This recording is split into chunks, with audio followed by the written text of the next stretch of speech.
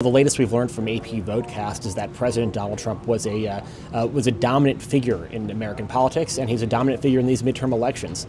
6 in 10 voters or so told AP VoteCast that they voted because either to support or to oppose Donald Trump. About 1/3 of voters said he didn't factor into their decisions, but more voters said that they voted to oppose Donald Trump than to support him. Voters give the president strong marks on the economy, but they give him poor marks on his temperament.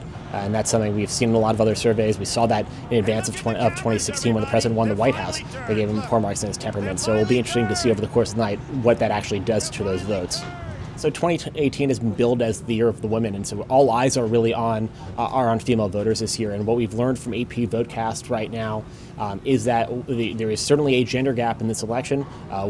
Female voters voted far more in favor for the Democrat than for the Republican on a national level for the House candidates. If you look at the breakdown, we've seen that in year after year, but certainly in this election, that's a number that we're all looking for, and to maybe give us some indication where things are going to go. But right now, there is a significant gender gap for women voting for the Democrats. Urban voters are trending more towards Democrats, and that's something we've seen consistent with previous elections.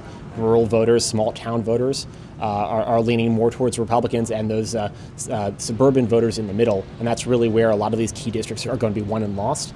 Those are trending more towards Democrats at the national level. We'll see how that breaks down over the course of the night in individual districts, but at the national level, suburban voters told AP VoteCast that they're voting for the Democrats.